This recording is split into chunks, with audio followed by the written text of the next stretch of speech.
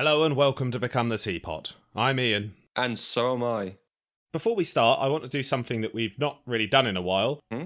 Going into this, Ian, how much did you know about the New Mutants?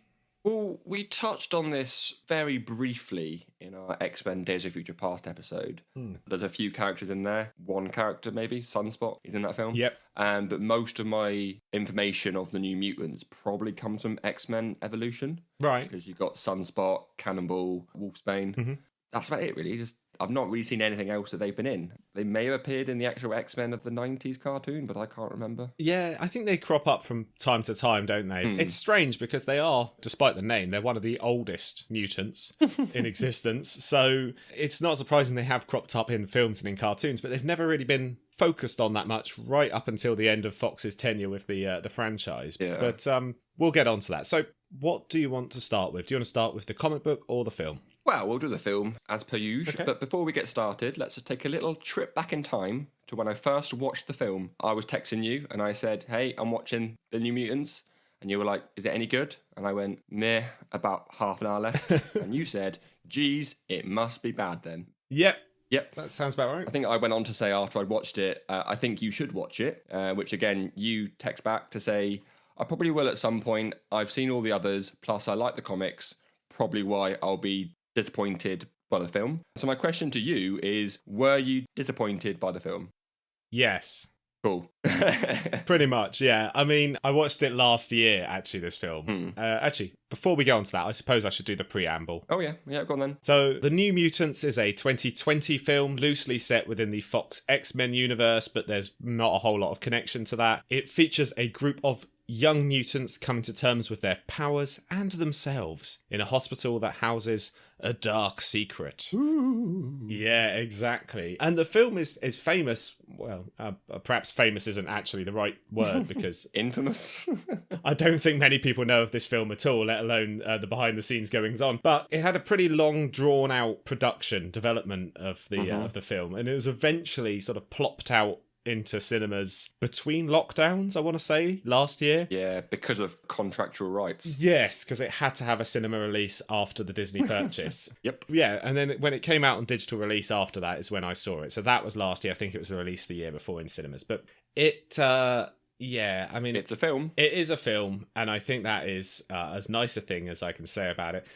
I mean, it is just disappointing, because as you said in your text there, as a fan of the New Mutants, I was looking forward to a different story, a story that hadn't been committed yet with the X-Men, younger generation coming through, focusing on new characters. And I sort of forgot all about it. And then when I eventually saw it, I realised why, because it's very bland. Yeah. It's very forgettable. Nothing much happens. Yeah, it's strange, isn't it? Because it presents itself, or the trailers and all that presented itself as a quote-unquote horror movie. Mm-hmm.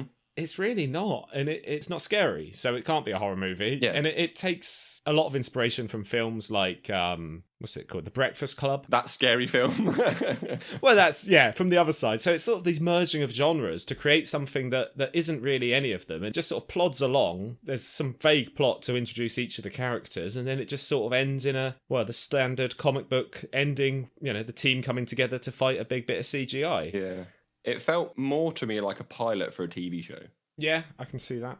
It's an hour and a half, which is roughly about 2 episodes of a TV show. Mm-hmm. And yeah, it just kind of ends. And you go, oh, okay, now we're off to go somewhere then to do a nice sort of like ending. No, that's it. Yeah, and there was definitely some TV quality acting going on here as well, but we'll come on to that later. Yeah. Your opinion then is roughly in line with mine. Is it not great? Yeah, I remember watching Comic-Con 2020 online when this film was sort of post-production, I guess. Nearly coming out, yeah, whatever. Almost coming out. And I watched an interview with the cast and the crew, and I didn't have high hopes on it, but once I watched that, I thought, actually, this could be quite scary, it could be quite interesting, because all of the cast and all of the people were like, it's such a good film, this and that, and blah, blah. And I thought, great, this whole thing about it being a scary X-Men film. And then going back and watching the first trailer back in 2017, I think it was, 18? It was something, it was 2017, I think it started production, this thing, yeah. The first trailer was scarier than the actual film was, because it's been in and out of post production so much that it got chopped up and cut around. And Well, funny you say that, because apparently it wasn't actually edited after all of that was said and done, in terms of, because there was talk about them taking it back in, making it less of a horror movie. Yeah. And then because there was a positive fan reaction to the trailers, they decided not to do that. Right. So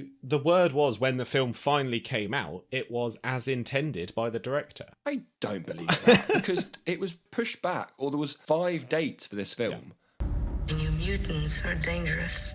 And they need to learn how to control your powers.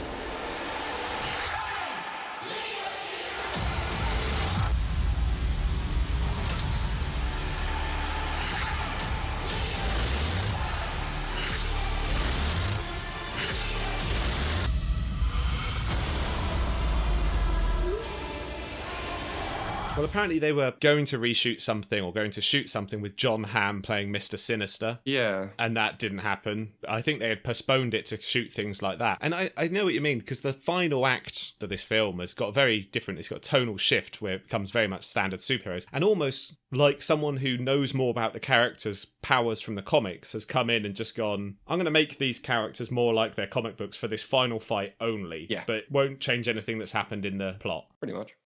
It was like, what can we do? Let's go wild. And then just the next scene is someone just playing a tambourine. It's like, oh.